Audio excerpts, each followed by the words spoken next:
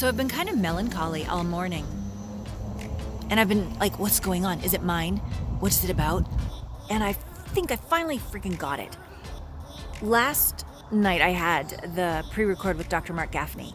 I do my best to fucking keep up with the guy. He's so friggin' smart. He quotes this and quotes that, and I'm just doing my best. And then at this one moment, I'm like, I was moved to tears. You'll see it. And it was the alignment of what he speaks of and what I get to be and do with my clients in terms of intimacy, allowing ourselves to actually feel, not just think, but embody the divine's ache to evolve and to feel that in our heart and in our hips that allows us to feel at peace in our skin. And I think the melancholy is actually a little bit of self-forgiveness. I've had it that like, he's smarter, I'm stupider. He's better, I'm worse. Like I do this in life. Like I judge myself so harshly. And I'm so grateful for my boyfriend because as I was expressing how the interview went, he's like, there's traditional ways to measure intelligence, but like how can we truly measure intelligence when it comes to art or music? Yes, we can, how much did you score in your SAT? But I think I was really judging myself until he invited me to say, hey, Dr. Marc is here to serve his unique group of people in Allana. You're here to serve yours. And it supported me in being more gentle with myself. Still fucking inspired by this man, Dr. Marc Gafni. And please check out his book, First Principles, First Values. And if there's anywhere that you, like me, judge yourself that you're not enough. I guess that's what it comes down to, right? We're just not enough. Yes, we fucking are.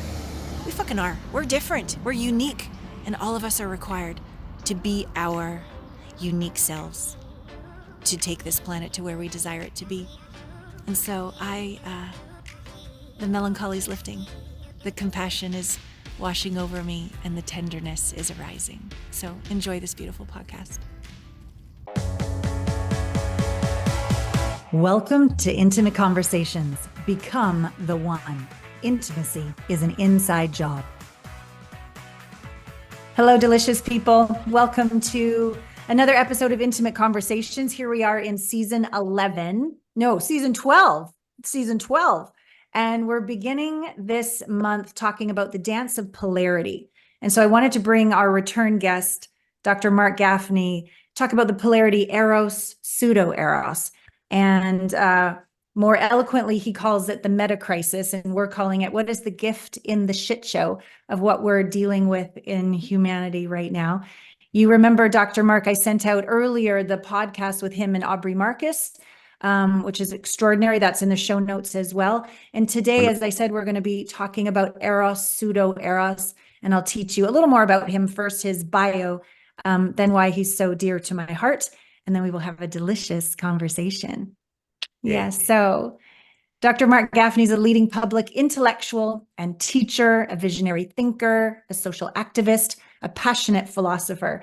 And he's known for his source code teachings and has authored over 25 books, including A Return to Eros, the award-winning Your Unique Self. And he holds his doctorate in philosophy from Oxford University, as well as Orthodox rabbinic ordination. And he's the co-founder and co-president, along with Zach Stein, of the Center for World Religion and Philosophy, articulating what they call the cosmo-erotic humanism. And at the core of cosmo-erotic humanism is what they are calling first principles and first values, which is this new book coming out this April. And at the core of their shared mission is the delivery into culture of the Great Library, intended to evolve the source code of consciousness and culture in response to the meta crisis. And so I'll give you show notes on how you can get that book. Also, we also have the Erotic and Holy Workshop. That's another piece you can download as well.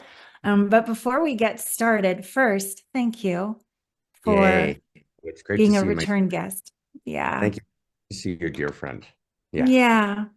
I wanted to begin intimacy. That's what I love to talk about, intimate conversations. I want to define it for the viewers the way you define it. Intimacy is experienced by human beings when individuals share an identity, in the context of relative otherness, in which there is mutuality of recognition and feeling and value and purpose, and that reality itself is the evolution of intimacy, and more specifically, the progressive deepening of intimacies. So I wanted to start off, Marc, by being grateful for you and apologizing all in the same breath. When I first met you 4 years ago, I was nowhere near as healed of my traumas as I am now. And anything I did in our very first interview that would ever make you uncomfortable in my questioning, it was just my own triggers and traumas. It has nothing to do with you. And so I apologize for that. And then I want to thank you because your care as a colleague reaching out during my last relationship that ended in he pleaded guilty of criminal assault. There were times when your intuition reached out and you knew something was up, but I didn't have the courage to share what was going on. But I wanted you to know that it meant the world to me that you sensed something and cared.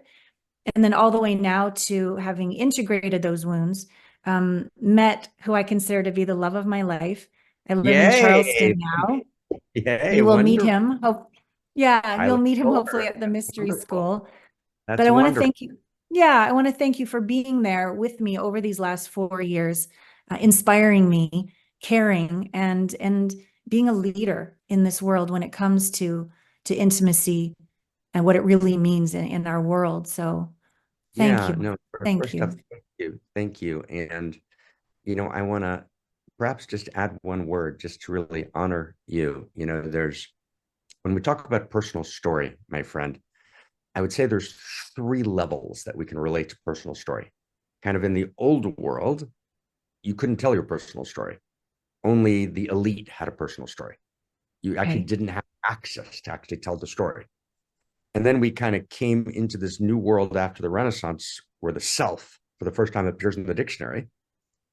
And there's this gradual emergence of the personal, which is very beautiful. Mm. But what happens is we get to this second level in which personal story becomes not just about my rights, but as social media comes online and as other forms of communication come online, which were meant to empower, they also become ways in which people weaponize their personal story. In other words, people are wounded because people get wounded. And there are people who do wounding, right? In the world, that's real. Yeah. But people don't just respond to the wounds, which they should appropriately. And when there's real abuse, they should respond to real abuse. That's actually critically necessary. That's part of the claiming of personal story. That's part of step 1. But in step 2, there's this movement towards weaponizing my story, right? And the social media platforms have become places actually where fair conversation is bypassed, where careful investigation is bypassed, where discernment is bypassed, and we've created a culture of weaponized personal stories. And I think that you really model this third level. And the third level is to embrace my personal story, to recognize, right, to meet hurt or even abuse head on, right, but not turn it into my identity, but to turn it into one of the catalysts of my transformation and to actually emerge on the other side, right, to give great gifts to the world, which is where you haven't ignored your personal story. You haven't sought to bypass it. On the other hand, you haven't weaponized your personal story. You've done this very, very beautiful Tai Chi, at least as it appears from where I see it, right, to actually both be transformed, right, to be firm, to be a powerful woman and a powerful, agent, and at the same time to step into a place of your own powerful radiance where you can actually be gifting to the world. And what a beautiful model that is. So I just want to begin by just honoring that and recognizing that very distinct way that you've gone about, turning fate into destiny and turning your story right into a gift. Thank you. Thank you for recognizing that. I see you're such an inspiration for me in that realm. So what a beautiful way for us to begin this. So I want to go in so much and explain to people cosmoerotic humanism, Erosvalue. Where would you like to begin? This first values, first principles. You say it all the time, but I want us to get like define it so people understand what we're Yeah, speaking of and it totally. relates to their world, Well, their I'll relationships. start maybe with just kind of our old kindergarten, first grade show and tell impulse, which is Okay. here's the right. So it's first principles and values. And I just want Yeah. to kind of share that the book is written by, if you notice, by David J. Temple, right? And David J. Temple is a pseudo anonymous authorship that we've created. Mhm. And the reason we created that authorship, of course, is we're not hiding it. I'm obviously sharing it with you now, so it's not a hidden authorship, but it's Yeah. something Storkin at Harvard pointed out. When you really want to change culture, you've got to step out of the win-lose metrics. Yeah. This book, and you have to try and do something larger. And much of the academic and the human potential world is really, sadly, just another version of win-lose metrics with a kind of competitive, how many Mm. likes, how many clicks, and exchanging lists. And it's basically a commodified business. And that's Yeah. true both in the business world and in much of the new age, the human potential world. So we wanted to try and tenderly and fiercely do something else and to kind of have a broader authorship. So, for example, the sutras. Who wrote the sutras? We don't know. Who wrote the Right. Bible? We don't know. Who wrote the Zohar? There's a Wrote the Tao particular Te Ching. Yeah. right. And in other words, there's a certain notion of authorship which transcends the individual. Now, of course, in the modern world, you can't quite disappear in the way you could in the medieval world. So we've created David J. Temple. In this book, the lead writers were myself and Zach Stein, and we were joined as a co-author by Ken Wilber. And it's a very, very exciting book. Mm. Ken, Zach, and I must have done, I think, 12 several-hour dialogues, kind of talking about the ideas, talking them through. And so David J. Temple is very excited to be in the world. And our goal, our vision is that the Great Library will have a number of vectors of books, but at least, 8 major foundational books, kind of a new kind of story of value for reality at this moment of meta crisis, will be authored by Mm. David J. Temple. Right. Wonderful. And you may get a call from David one day. You never know. David just appears. You never know when or where. There we go. There's David. So I I'm love it. excited to introduce David. It's exciting. And maybe we can start from, you threw out a couple of things: Erosvalue, intimacy, which is a Yeah. lot already. So maybe we could focus on Eros, intimacy, and Erosvalue. That'd be a lot today. We could Yeah. do that. That'd be fantastic. So Okay. let's maybe begin with Eros and go to intimacy and then to Erosvalue. So when we say Eros, what do we mean? Mm. Right? What do we mean? Right? What is Eros? Right? Mm. And when we think the erotic, we think the sexual. But actually, there were about 12 and a half billion years of Eros before sex. Right. Right? So the erotic is the evolutionary impulse, right? The current that in reality that moves us and all of the biological world and all of the world of matter. It moves reality to seek, to desire deeper and deeper contact. Yeah. So Eros, we created a whole bunch of, in an Einsteinian form. Einstein did the exterior sciences. We're doing the interior sciences. So we created about 18 interior science equations. And don't worry, Mm-hmm. listen, I will not go through all 18 now. I'm just going to go through Mm-hmm. one. Okay. So Eros equals the experience of radical aliveness, Yeah. desiring ever deeper contact and ever greater wholeness. Mm.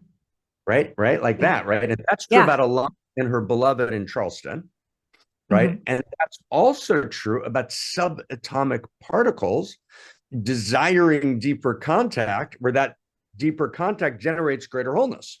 Mm-hmm. So, for example, if you have a proton and a neutron and an electron, some 380,000 years after the Big Bang, Mm-hmm. there's deepening of allurement, this deepening of desire, which becomes apparent in cosmos. And the proton and a neutron have this yearning for each other, this allurement towards each other, and they come towards each other. And then, without losing their own identity, they create this Right. larger wholeness, which is Mm-hmm. called an atom. So that's Eros, Yeah. right? Eros is what moves all of reality. In other words, reality is Eros. That's what reality is. Reality is a field of Eros all the way up and all the way down, from subatomic particles all the way through the world of matter, the physiosphere, all the way to the triumph of matter in life, the biosphere, through all the levels of life. And then life triumphs in the depth of the human self-reflective mind, what they called in Russia in the late 1915, 1670, they called the noosphere, right? The world of mind, deep culture. And then culture moves through levels of development, which ultimately generate, right, the highest possible human. So that movement of Eros, now the sexual, about 12 billion years in, Eros seeks deeper emergence. So Eros discloses itself in order to generate newness and depth and possibility as the sexual. The sexual then became in our lives, the sexual is the model for the erotic. The sexual models the erotic, but actually the sexual doesn't exhaust the erotic. To live in Eros is to live erotically in every dimension of reality. Right. Wow. That's right. And that movement of cosmos is the movement towards intimacy. Yeah. Right. So, I'm going to just throw one more thing on the table, and then it's all, but just get one more if we can move with it. So what do we mean when we say intimacy? So intimacy and Eros are deeply related. We all want to be intimate. But what does intimacy mean? So you very beautifully unpacked the intimacy equation. But let's see if we can play with it. Intimacy equals shared identity, but not fusion. We don't want to fuse, because we want to be placing attention on each other. And we can't place attention if we're one. Correct. So to be intimate means we have some shared identity, but in the context of otherness, there's Allana and there's her beloved, right? And there's two friends, and there's two organizations, there's two teams, there's two religions, there's two countries, right? There's two atoms, there's two cells. It's shared identity in the context of otherness, times there's actually a mutuality of recognition. We recognize each other, right? We feel each other. We're in a shared field of value, and we have shared vision, we have shared purpose. Yeah. And as I said, and to actually understand that evolution is not the movement from simplicity to complexity, as it's always told. That's the exterior. But the interior of reality is actually a field of intimacy, right? We live in an intimate universe, but here's where it gets completely beautiful. And this is the deepest science, both exterior and interior science. Not only do we live in an intimate universe, the intimate universe lives in us, right? It all lives right.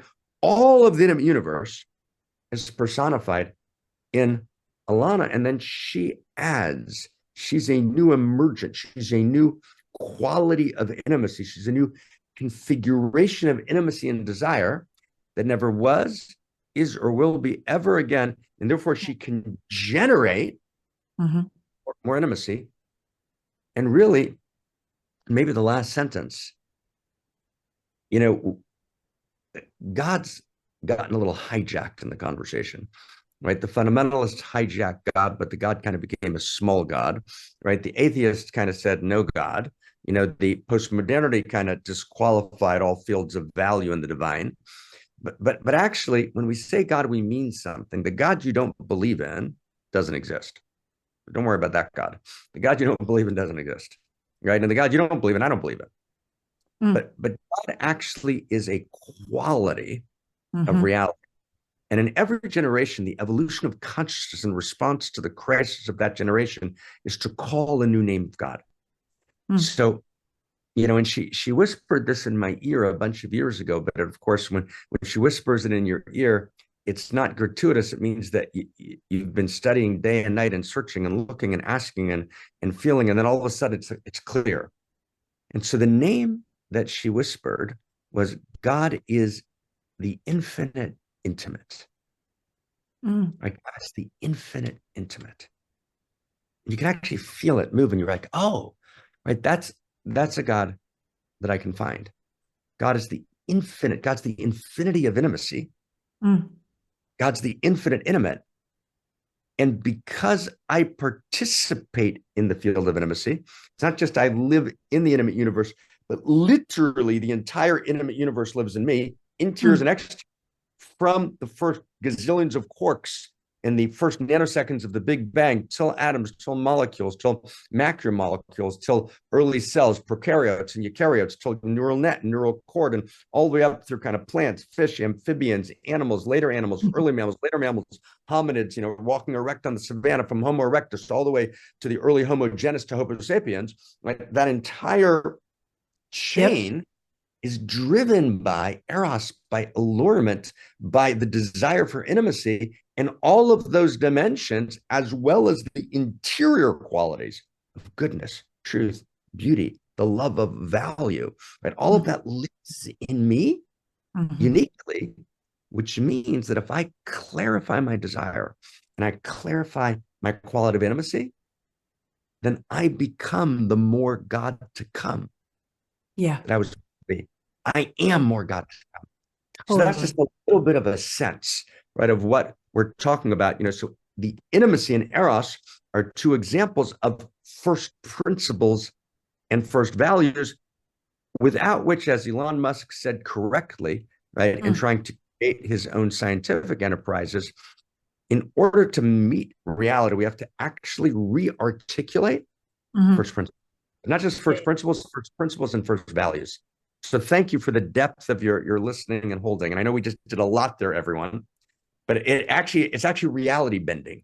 You can actually begin to be at home in reality. Yeah. Okay. Wow. So so the first time I heard you and Dr. Barbara Marx Hubbard in the 11th hour. Right. That's right. And that's when I first spoke to her, and she talked about role model, soulmate. And then we met and the whole thing took off.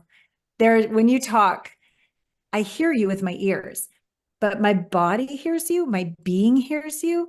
It's like it feels like the ache of the divine to know itself as me. I can feel it knowing itself as you.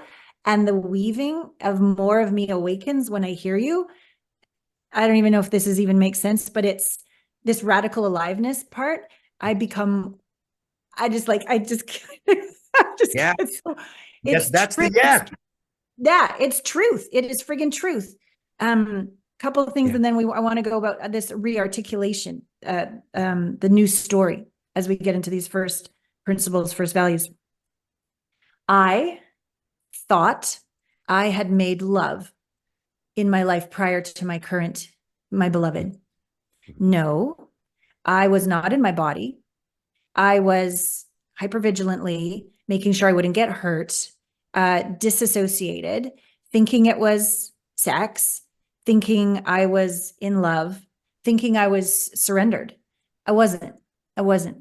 And over all of I guess we'll say interior work that I've done, healing, clearing out the vessel to become a greater vessel. Before I met him, this experience that you're speaking of, this allurement, I feel like I was making love with God, my life, my paddle boarding, one with the water, all the air around me, the board, my body, like bliss, safe, and able to feel.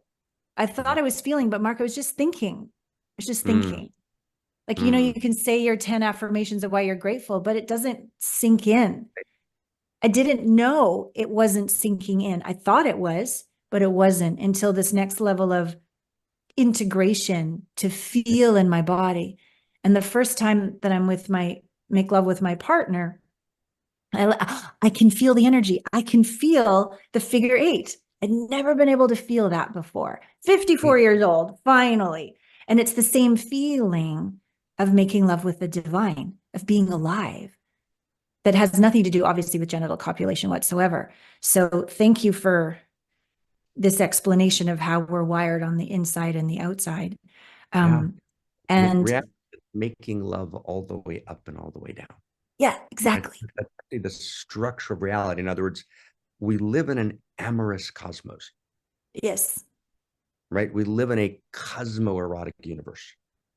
Right? We live in an intimate universe, and we participate in that field.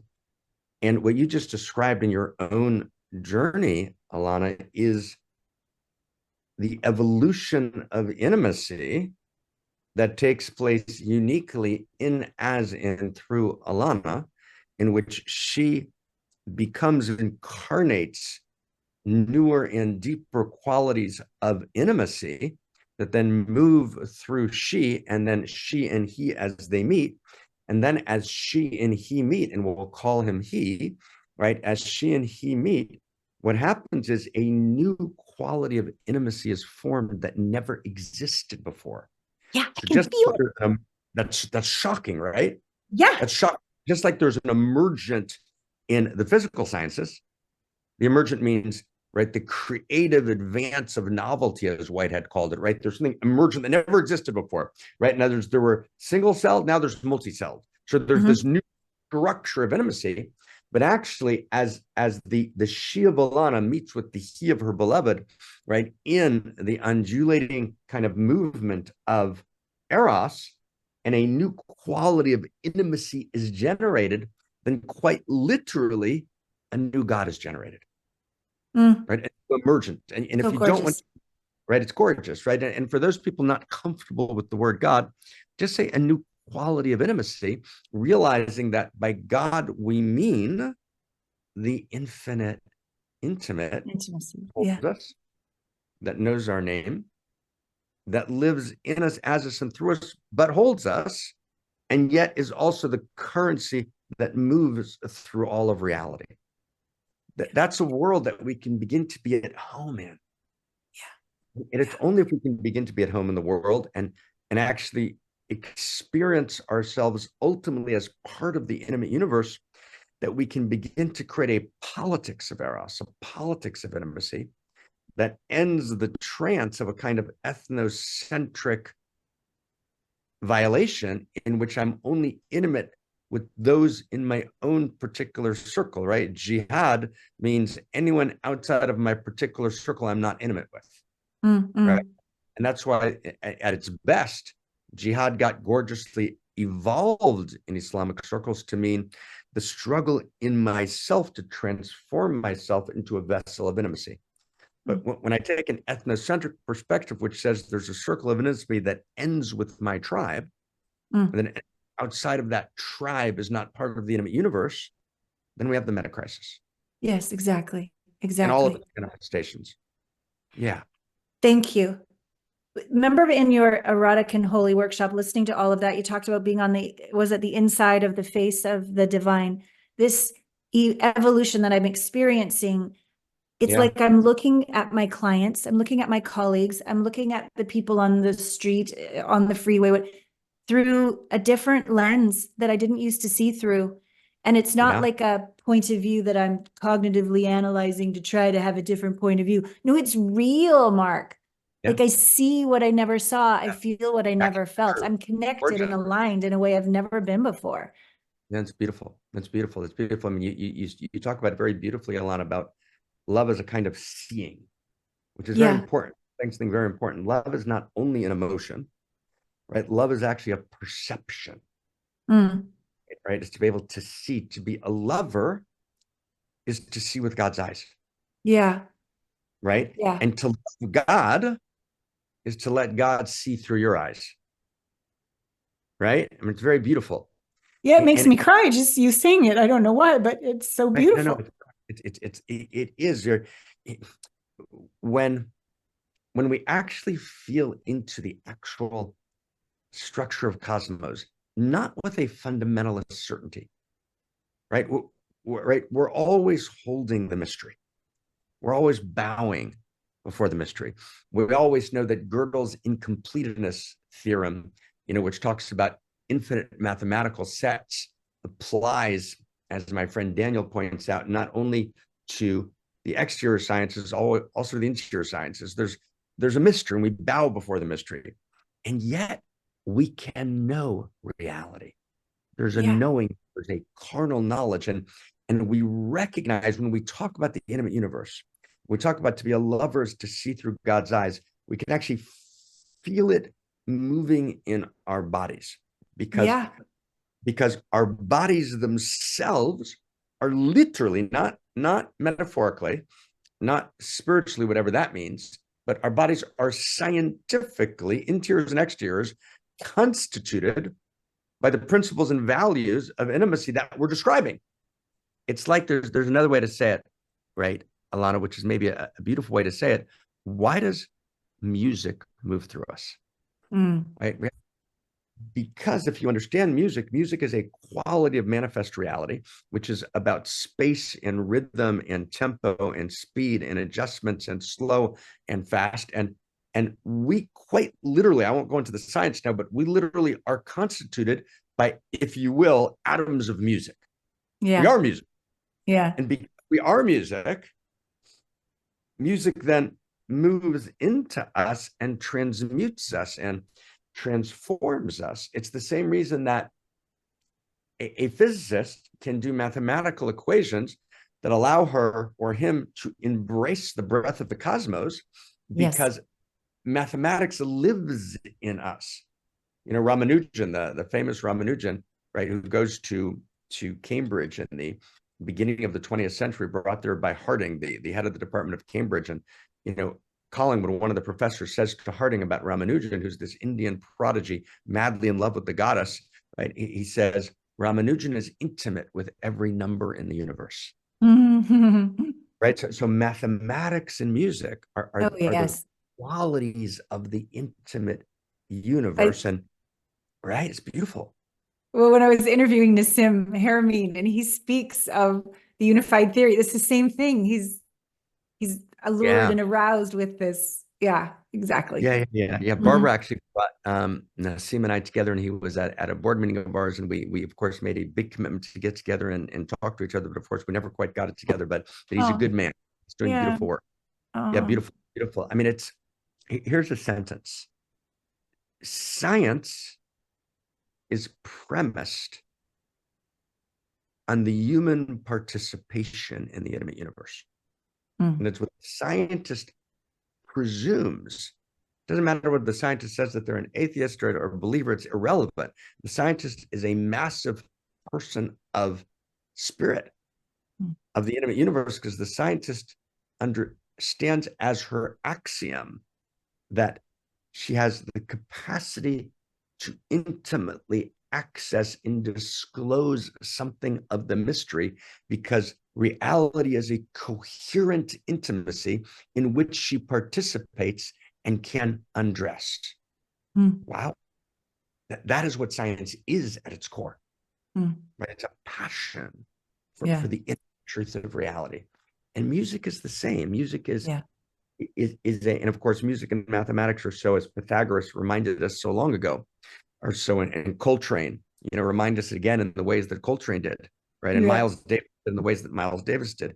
But it's, and so what we're talking about in this book is to really, for a person to be able to, and we tried to write a book which encapsulates as almost like a primer, you know, the guide to the galaxy, right? The entire intimate universe, right? So it's written not in long essays, it's written in little short pieces, right? And it's one short book, which we hope will kind of enter reality. And maybe I want to just get to that word, if I can, metacrisis. Yeah, please. Right, which you invoked earlier, which is such an important, you know, the think tank, the Center for World Philosophy and Religion, which I'm privileged to co-present with Dr. Stein, with Zach Stein, and I founded with Ken Wilber and Sally Kempton and Mark Spurd, Lori Galperin, Dr. Christina Kincaid, Claire Molinaire. I mean, there's a group of, you know, powerful, autonomous, creative, you know, women who are authoring and writing and creating, and men, and it's an incredible group of human beings. But we created the think tank in response to the meta crisis. Yes. And the meta crisis is said simply as two dimensions, and it's scary. But I want to go from scary to hope. But first, you got to kind of look in it for a second if we want to be intimate with reality. And Thank you. So important. We're just not intimate with reality. We bypassed reality, and bypasses are never intimate. Thank you. Totally. First time in history, we have the capacity through exponential technologies that are in various forms accessed by rogue non-state actors which generate exponential growth curves, which generate huge gaps between haves and have-nots, which generate systems that are efficient but not resilient, right? Which generate fragile, complicated systems in which there's no essential coherence or allurement between parts. We've actually created multiple scenarios for the potential death of humanity. That's shocking. That was never possible before. Before exponential technology, 1945, the nuclear bomb, that wasn't possible. But even with the nuclear bomb, it was a limited possibility because the nuclear bomb was only generated by a nation state, which could, find uranium and enrich uranium. And there's an entire process, right, which requires a nation state capacity to generate a nuclear bomb, which therefore can be monitored. And then you have the possibility of mutually assured destruction. So you kind of hope that responsible nation states can actually create a curb. That's not where we are now. We're in a moment in which there's new exponential technologies of multiple kinds, which I don't even want to mention because I don't want to give anyone any ideas, right? We actually shouldn't even talk about what the possibilities are, but there are multiple possibilities, multiple vectors of what Nick Bostrom at the Oxford Center for Existential Risk calls a black ball. Where you reach your hand into the urn, you take out a technology, which is a black ball, which means that it's available to rogue non-state actors, it's quickly manufactured, it's easy to distribute, etc. So how do we respond to that? So we need to be able to respond to that effectively. Thank you. And that's a broader conversation. And this book is about how we actually respond. It's a primer for responding. But let's just say in word that there are three possible ways to respond. One, new infrastructure. New infrastructure is the tech way to respond. Let's figure out new technologies that will get us out of trouble. And that's not a bad idea. And there's a kind of techno-optimism that kind of feels like that's going to take us home. And that has some validity. So let's figure out how to detect biological weapons in the wastewater through a new technology, for example. And that's not unimportant. And it's valid. It's insufficient. Another move is social structure. Let's change the social structure, which might mean one of two things. It might mean let's have a closed society, not an open society, a society that's under constant surveillance and that's controlled, right? In order to ensure we don't actually self-destruct. That would be one social structure move. There's a number of other important social structure moves. Let's regulate, big tech. There's a thousand things we can do. Let's challenge growth in certain ways, etc. Social structure change. And those have validity, but neither of them are going to take us home. The only thing that changes the vector of history is what Manfred Harris called a superstructure change. And superstructure means a lot of things, but the way I want to understand it is superstructure means a new story of value. That's, and when we're sitting there in the Renaissance, and it's a time between worlds, and it's a time between stories, and reality is collapsing, and pandemics, right, are plaguing, right, and Florence is partying, right, and the strategists are doing what they're doing. There's this small group of people, Paul Tillich points out, not more than 1,000. We actually, you know what?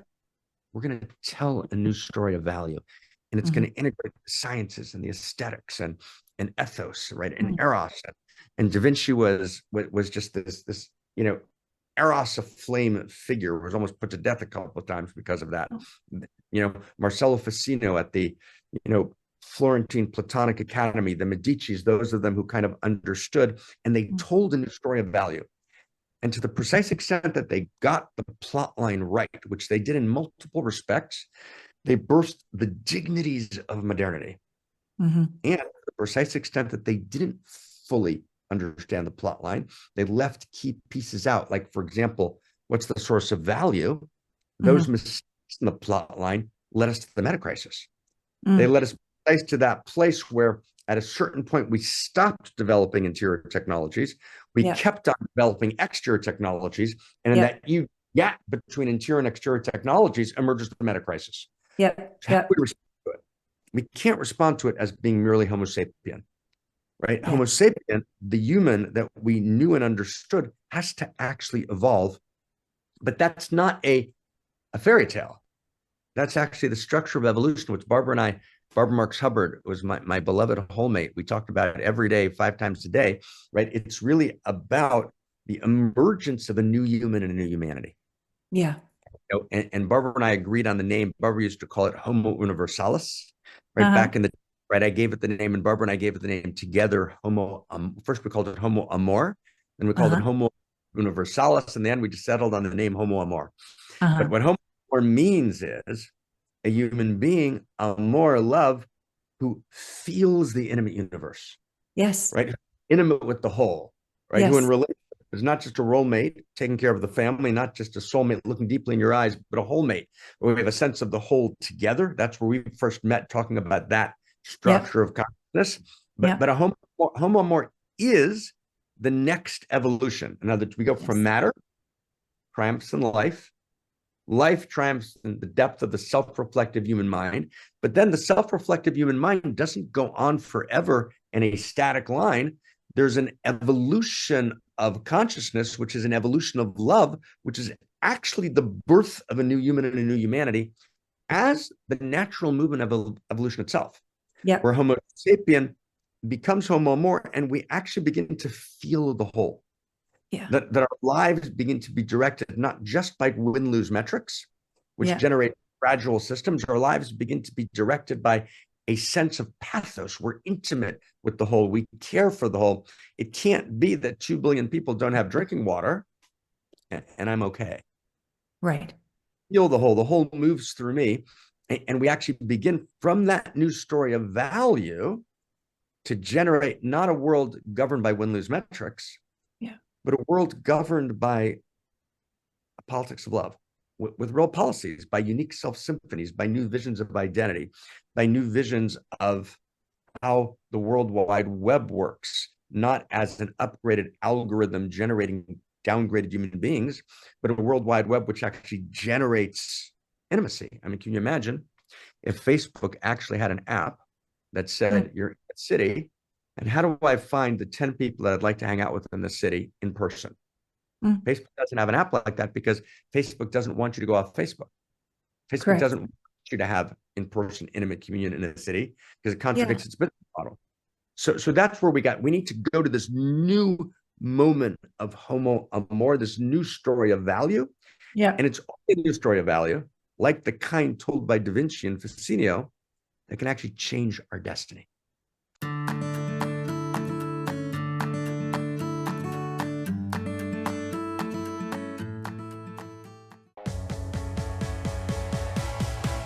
See you next week on Intimate Conversations. Get out there and make love to life. Have you ever had that experience when you want to say something, but then you like hold it back? Or you want to tell your lover something, but that's just a little much. Or you want to dance a certain way, but you just sort of tone it back. Last night, my beloved and I went out to, he actually has a show tonight, but we went out last night to support another band. And we just went right to the front, and we were dancing, and we were unapologetic, and we were infectious. And others danced with us and commented, like these young kids, they're like, not bad for old guys or whatever. Like, it was just so fun. And then this morning, or yesterday, I had told him that it's been 3 months since I've moved in, and I'm still a little bit like, I'm moving into his house, and like my morning practice is secondary to his morning practice, and I'm trying to fit in, and I had to let Eros, as Dr. Marc Gafni is sharing, I had to let like what wants to evolve, like a deepening of intimacies, to go, could you just not turn the TV on? I mean, he's gone from like the TV blaring to the TV just having his earbuds, but I still, out of the corner of my eye, as I'm meditating with my candle and my tea, I can see I can feel it. And I'm just sensitive. And so I don't have to be in the living room. I could be other places in the house. But I was just like, I feel like I need to go hide in the morning for my morning practice, as opposed to be the goddess who just flutters into the living room and puts the incense and the candles and be me, and terrified that me is going to be rejected. We had this wonderful conversation, and here's the killer thing. Normally, I have a difficult time sleeping, and I'm realizing it's because I'm subconsciously resisting the morning practice because I feel like I still don't have freedom to be me. So this morning, last night, I slept through the whole night, and I woke up like right on time, and I got up and I had my wonderful morning practice, and the TV was off. And then we had a really wonderful walk together, and it's just like allow what this Eros valued, what this deepening of intimacies, how this evolution and the way in which we can speak bravely, kindly, like how can one and one equal infinity? Not like I win, you lose. No, like how can we be more together? And so we are more together. I'm so grateful, my beloved and I, through the bravery of being able to speak up and putting into practice. What does Dr. Marc Gafni's first principles and first values, what does that look like in a relationship? Well, sounds simple, but it's profound because we get to be at peace in our skin. We get to be free to express. We get to know that together we are more. Please get a copy of Dr. Marc Gafni's book. There's another link in the show notes of the Erotic and the Holy, another wonderful complimentary program that you can listen to. It's epic. One Mountain, Many Paths on Sundays. Join. There's so many resources of this wonderful man and his community. And so thank you again, Dr. Marc Gafni, for being with us again as a return guest. Thank you for being with us on this podcast.